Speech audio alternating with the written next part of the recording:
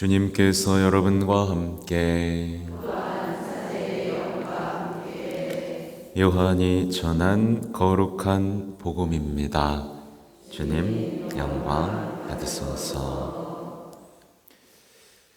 그때 예수님께서 제자들에게 말씀하셨다. 너희 마음이 산란해지는 일이 없도록 하여라. 하느님을 믿고 또 나를 믿어라. 내 아버지의 집에는 거처할 곳이 많다. 그렇지 않으면 내가 너희를 위하여 자리를 마련하러 간다고 말하였겠느냐? 내가 가서 너희를 위하여 자리를 마련하면 다시 와서 너희를 데려다가 내가 있는 곳에 너희도 같이 있게 하겠다. 너희는 내가 어디로 가는지 그 길을 알고 있다. 그러자 토마스가 예수님께 말하였다. 주님, 저희는 주님께서 어디로 가시는지 알지도 못하는데 어떻게 그 길을 알 수 있겠습니까? 예수님께서 그에게 말씀하셨다. 나는 길이요, 진리요, 생명이다. 나를 통하지 않고서는 아무도 아버지께 갈 수 없다. 주님의 말씀입니다.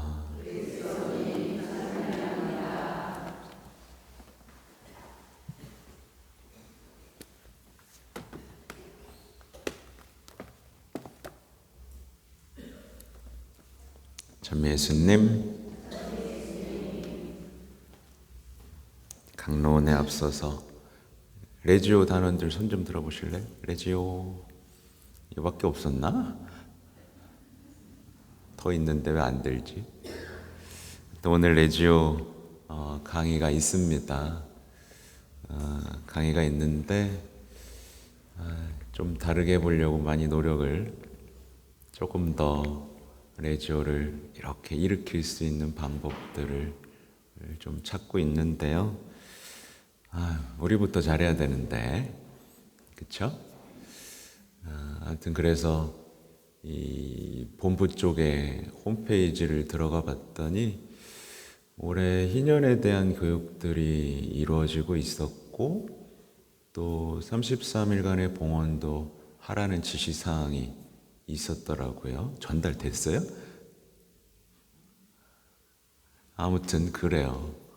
나중에 또 강의 때 얘기하도록 하고요. 아무튼 오늘 일독서의 내용부터 보면 이제 이 어제랑 이어지는 내용이죠.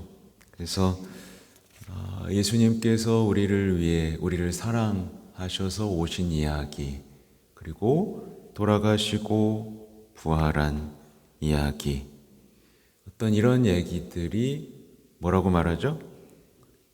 기쁜 소식이라고 말을 합니다. 교황님의 말씀들, 지금 레오 교황님, 프란치스코 교황님도 마찬가지고 보면 사실은 비슷한 얘기를 계속 하세요. 예를 들면 평화가 여러분과 함께, 이런 얘기. 하나님이 여러분을 사랑하셨습니다. 또 주님께서 부활하셨습니다. 부활을 축하합니다. 이런 얘기를 하세요. 근데 많은 분들이 이런 얘기를 하면 무덤덤한 겁니다. 무덤덤해요. 기쁨. 그래서 프란치스코 교황님이 예전에 그 묻히신 성모 대성당에서 하신 강론 중에 그런 게 있어요. 이 장미꽃비를 이렇게 내리는 장면에 대한 묵상을 하시면서 여기에 대한 어떤 기쁨, 놀라움이라는 것들을 되찾아야 된다는 말씀을 하셨거든요. 그래서 예수님이 부활하시고 나서 하신 인사가 뭐예요? 평화가 너희와 함께잖아요. 그죠? 그럼 여기에 막 심장이 뛰어야 돼요. 이거는 무덤덤해져서는 안 되는 인사입니다. 그리고 부활을 축하합니다. 주님께서 부활하셨어요. 이 말을 할 때도 우리 심장은 막 뛰어야 돼요. 네. 벌써 안 하죠, 그죠? 우리. 그리고 예수님께서 우리를 사랑하셨습니다. 라고 하면 미사가 쫙 지워지면서 모든 고통과 힘듦이 가슴 속에서 지워지는 그런 어떤 기쁨, 설렘, 놀라움이라는 것들이 우리 신앙 안에 살아 있어야 됩니다. 네. 야, 우리 판자총 같아, 그죠? 사제관에서도 이 소리가 똑같이 들려요. 자고 있으면. 그러니까 이 바오로 사도가 전한 이 기쁜 소식이 우리한테도 기쁜 소식이어야 되는 거예요. 이게 핵심입니다. 이거 잊어버리면 신앙은 그냥 계속해서 누가 나한테 좀 좋은 얘기, 새로운 얘기, 재밌는 얘기, 기쁘게 해줄 얘기 없나 하고선 이 신부, 저 신부 강론 찾아다니면서 살겠대요. 근데 이 기쁜 소식이 나에게 기쁜 소식이죠. 그럼 사실 찾아들을 이유가 별로 없습니다. 네, 솔직히 그래요. 저도 그래요. 저도 이렇게 막 계속 막 찾아 듣고 있었어요. 근데 잘 안 들어요. 이제 안 듣습니다. 이제 교황님 얘기 듣고 심지어 다른 영성가들 책도 잘 안 보게 됩니다. 어쨌든 목자가 어디로 이끄시는지를 봐야 되기 때문에 이 교황님의 목소리, 교회의 가르침들에는 활짝 길을 열고 있는 상태죠. 그러니까 단순하죠. 부활이 여러분에게 기쁜 소식이어야 되고 예수님의 탄생, 성탄이 여러분에게 기쁜 소식이 되어야 합니다. 그것이 이제 여러분의 삶과 인생을 환하게 비추어야 되고 여러분이 겪는 고통, 슬픔, 어려움에도 빛을 비춰야 됩니다. 그냥 끙끙 앓고 그건 그거고 평화, 부활, 사랑 얘기는 그건 그거고 나는 힘들잖아. 이렇게 분리되어서는 안 되죠. 이 기쁜 소식이 내 삶을 촉촉하게 적시고 다시 어떤 삶의 꽃을 피우고 든든한 뿌리를 내리게 하는 소식이 되어야 합니다. 그죠? 본질이에요. 그러면 이제 우리가 여기서 또 한 걸음 어떻게 나가야 되죠? 이 기쁜 소식의 증인으로 사는 겁니다. 이게 이렇게 나오잖아요. 그분의 증인, 부활의 증인이 된 것입니다. 이게 그 신앙인의 정체성이고 기쁨이죠. 이 체질 개선 얘기 어제에 이어서 또 해드리는 거예요. 이게 기쁜 소식이 되면 되고 이 기쁜 소식의 증인이 되는 것. 여기서 벗어나면 우리는 우리 신앙을 하면서도 시름시름 시들게 되는 겁니다. 그래서 옆 사람 얼굴 보십시오.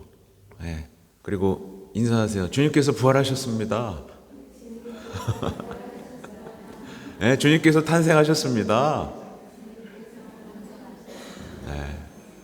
그리스도께서 우리를 사랑하셨습니다.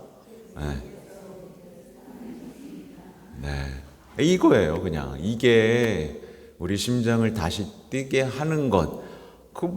뭘 더 바래요? 더 바라는 거 있습니까? 없죠? 아무튼 이제 세상은 그래서 단순한 겁니다. 세상은 이런 기쁜 소식을 전하면서 평화를 이뤄가는 증거자가 필요한 거예요. 필요해요. 본당사제로서 가장 필요한 사람은 누굴 것 같으세요? 일 잘하는 사람이요? 똑똑한 사람? 돈 많은 사람? 네. 그럼 벌써 돈 많은 사람 내가 탁 잡았죠. 기쁜 소식을 전할 수 있는 증인이 필요한 겁니다. 그래서 레지오 강의도 하지만 거기서 얘기하겠지만 레지오 안에서의 사도직이 여러 또 갈래로 나눠지고 발전하는 사례들을 발견할 수 있었어요. 못 견디는 거예요. 여러분이 기도하고 있는 복자가 되길 기도하고 있는 새 인물이 얼마나 큰 열정으로 세상을 향해 나아갔는지를 아셔야 됩니다. 이 시대는 이 부활의 빛을 온 세상에 비출 수 있는 겸손한 그리고 헌신적인 그리고 거룩한 행복선언의 주인공이 필요한 겁니다. 성덕이라는 이게 갖춰지지 않으면 우리의 기쁜 소식은 선포되지가 않아요. 그래서 지금 레오 교황님 보시면 어때요? 그냥 딱 봐도 얼굴에 써 있잖아요.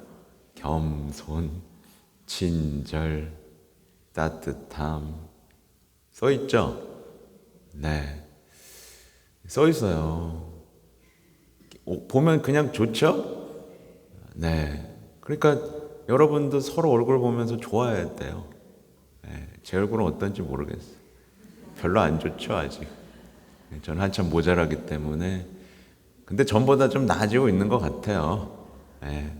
그냥 나아진다기보다는 이제 못난 걸 이제 알아가는 가엾은 단계에 있죠. 못난 게 뭔지 이제 안다. 그리고 겸손한 게 뭔지 이젠 조금은 알 것 같다. 그리고 따뜻한 게 뭔지, 목자로 살아간다는 게 뭔지, 이런 것들. 물론 제가 어떤 저만을 위해서 마련하신 어떤 아름다움을 저도 발견하고 빛을 내가는 과정이 되겠죠. 네, 좀 참으세요. 그러니까. 그래서 오늘 보면 이제 복음으로 이어지면 예수님은 우리 마음을 얼마나 잘 아시는지 너희 마음이 산란해지는 일이 없도록 하여라. 하느님을 믿고 또 나를 믿어라. 얼마나 산란해질 걸 아신 거죠? 그렇죠? 이거랑 비슷한 얘기를 우리 과달루페 성모님이 하셨던 거 기억나죠? 내 마음을 어지럽히지 마라. 내 어머니는 내가 여기 있지 않느냐. 그리고 우리에게 예고하시는 게 있어요. 전 이게 인상적이었는데 너희는 내가 어디로 가는지 그 길을 알고 있다. 알고 있다. 이미 알고 있다. 모른 척하지 마라. 모른 척하지 마요. 알고 있습니다. 토마스는 근데 묻죠? 어떻게 알 수 있죠? 나중엔 알고 따라갑니다. 그렇죠? 알고 따라가는 겁니다. 그게 신앙이죠. 어떻게 안 따라갈 수가 있겠어요? 거기에 길이요, 진리요, 생명이 있는데요. 그렇죠? 그러면서 예수님이 하셨던 일, 하셨던 겸손, 그 사랑, 희망의 이야기들, 그걸 살아가는 게 우리의 기쁨 아니겠습니까? 그러니까 우리가 해야 될 건 의심하지 않은 겁니다. 의심하지 맙시다. 예수님의 사랑을 의심하지 말고 부활을 의심하지 말고 그분이 주신 평화를 의심하면 안 돼요. 네. 그리고 중요한 것, 주님의 목소리를 듣고 서로의 목소리를 듣고 그렇게 될 때 우리는 우리를 이끄시는, 우리를 어디로 부르시는지를 알게 된다. 그러면 가면 된다. 그게 바로 이 그림이죠. 그래서 교회 어머니와 함께 희망의 순례자가 되는 그 모습이 이 시대에 필요하다. 네, 이 아름다운 이 시대를 살아갈 그러니까 영성이라는 게 있잖아요, 여러분. 예를 들면 수십 년 전, 수백 년 전에 성인의 영성으로 지금을 살 수는 없어요. 그 시대에 맞는, 그 시대에 부르심 필요한 새로운 성령 하느님이 우리에게 오시잖아요.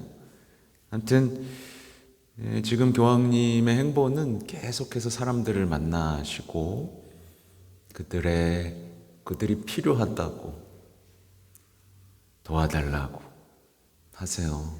그래서 언론인들과의 만남 얘기도 제가 해드렸고, 오늘 강론 블로그에는 이제 가톨릭 그리스도교 이제 교육자들과의 만남도 있었어요.